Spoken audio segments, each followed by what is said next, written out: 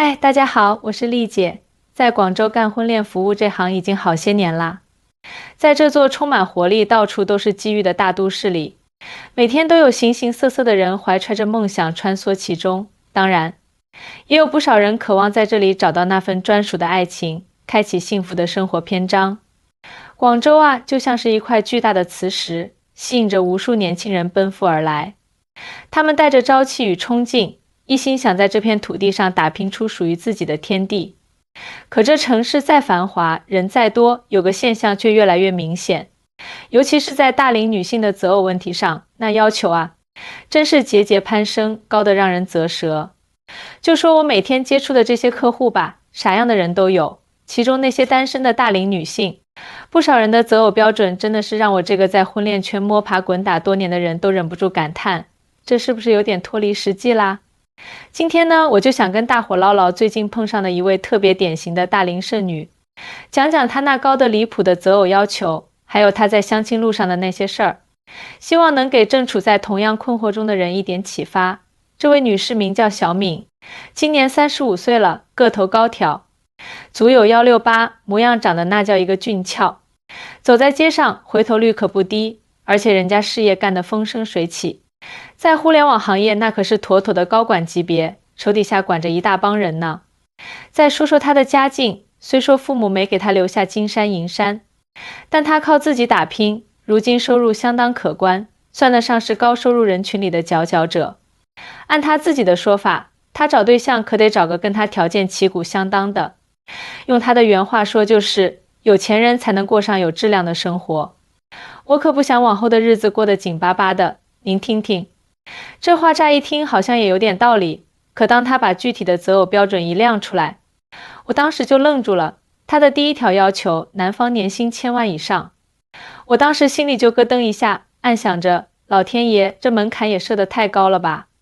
不过咱干这行的得专业不是？我就试探性地问他，小敏啊，你对年薪1000万的男士还有别的啥具体要求不？比如说干哪行的，年龄多大，身高咋样，啥学历之类的。他那回答一点都不拖泥带水，干脆得很，年薪1000万那是最基本的底线，身高必须得在180以上，学历最好是硕士级以上，还有一点很关键，男方年龄不能比我小，至少得跟我一样大，上下差别不能超过3岁。我听完心里那是一连串的问号直冒，就这条件上哪儿找去啊？真能碰上合适的人吗？但咱职责在身，还是耐着性子继续听他往下说。既然接了小敏这活儿，我就得尽心尽力不是？我翻遍了手头的客户资料，还托同行帮忙打听，好不容易才凑出几位勉强符合他高标准的男士，赶紧安排他们跟小敏相亲。说实在的，刚开始我心里还抱有一丝期待，毕竟找来的这些男士，条件放哪儿都算得上出众。可谁能想到后面的事儿完全超出了我的预料。第一次相亲安排的男士叫小张，是个律师，年收入过100万，在业内也是小有名气。人长得高高大大，足有180，模样周正，性格也沉稳。按常理说，这样的小伙子那也是打着灯笼都难找，可放在小敏这儿却遭遇了滑铁卢。见面那天，小张挺有礼貌，一见到小敏就客客气气地打招呼，不过我眼尖瞧得出他心里有点紧张，也是提前知道对方要求高，换谁心里都得犯嘀咕。小敏可不管这些，一坐下就直奔主题，你年收入多少？小张倒也实诚，挠挠头回答，我年收入大概在150万左右。这话音刚落，小敏的眉毛就跟条件反射似的挑了起来。哦，那差的有点多啊，我可不想和年收入低的男人在一起，这以后的生活品质咋保障啊？虽说他语气还算平和，没那种盛气凌人的劲儿，但话里的意思再明白不过，直接就给小张判了死刑。小张一听这话，脸上有点挂不住了，好歹也是个事业有成的男人，自尊心那是强得很。他也不甘示弱，立马回怼道，那你觉得你要求的那些条件能找到一个什么样的人呢？要是年收入1000万的男人都按你的要求来，你也不想想，人家那个段位的能看得上你这样的吗？这话说的有点冲，空气瞬间就像凝固了一样，尴尬的能让人抠出3室一厅。我站在旁边，心里那个无奈啊，就盼着这局面能赶紧缓和缓和。小敏的脸色微微变了变，显然没想到小张会这么直接反击，但他还是咬死了自己的立场。我只是想找一个有能力的男人，我自己这么努力打拼，为的就是过上好日子，凭啥要将就啊？看到这场面，我心里忍不住开始反思，像小敏这样高要求的单身女性，到底能不能找到如意郎君呢？干我们这行的接触的多了，自然明白他们心里的想法。大多数大龄单身女性，尤其是像小敏这种事业有成又独立的，对另一半要求高，其实也情有可原。她们辛苦奋斗这么多年，有了自己的事业和生活圈子，想找个能跟自己并肩同行、条件匹配的男人。乍一看确实合理，可问题就出在，很多时候他们压根没意识到自己设定的这些条件，早就超出了大多数普通男性的承受范围。就拿小敏来说，她自身条件是不错，可这择偶标准真的有点脱离实际。年薪千万的男人本来在人群里就是凤毛麟角，少之又少。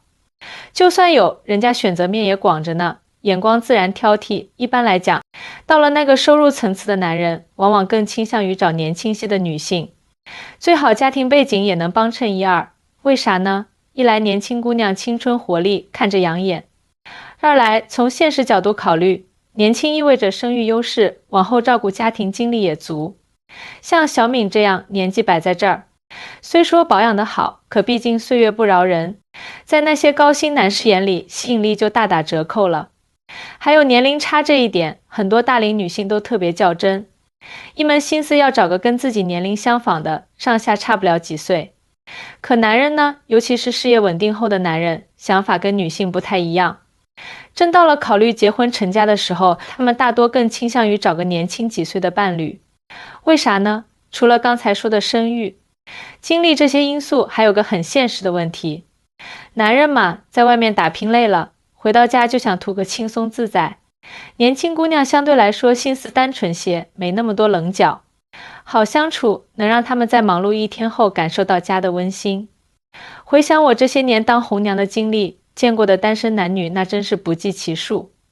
那些最后能牵手成功步入婚姻殿堂的，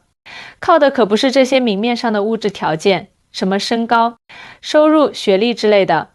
关键还在于两个人能不能相互理解、相互包容，对未来的生活有没有共同的期许。那些一门心思只盯着条件匹配的，往往到最后竹篮打水一场空，找不到长久的幸福。为啥呢？因为婚姻啊，可不只是两个人在职场上、收入上的匹配，更重要的是在价值观、生活习惯，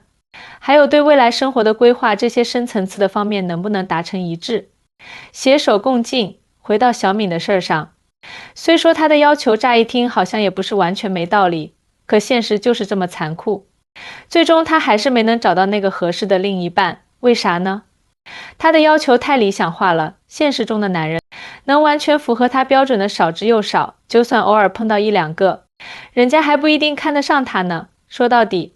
婚姻的根基是感情，要是只看重外在条件，忽略了两人之间的情感纽带，最后的结局大概率是让人失望。我干这婚恋服务，深知大龄女性在择偶上的难处，她们一路走来不容易，经历了风风雨雨，在事业上站稳脚跟，经济独立，人格也独立。正因为如此，她们对另一半的期望才会水涨船高。可婚姻这事儿啊，就像划船，得两个人齐心协力，相互体谅，相互扶持，才能稳稳当当驶向幸福的彼岸。要是在找对象的时候，眼睛只盯着对方的条件，把感情这档子事儿抛到九霄云外，那最终很可能迷失在茫茫大海里，找不到方向。小敏的故事只是众多案例中的一个，说实在的，我碰到的类似情况太多了。有些女性一开始也是抱着各种高标准不放手，可在相亲路上屡屡碰壁后，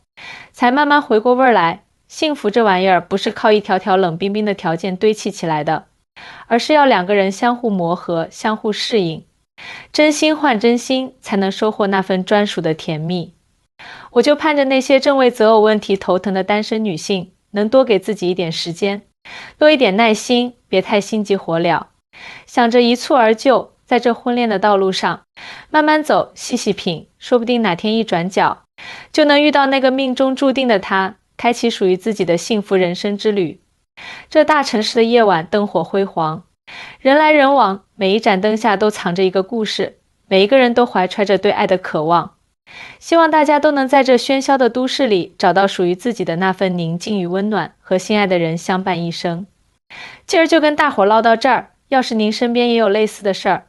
欢迎来跟我唠唠，说不定我还能帮着出出主意呢。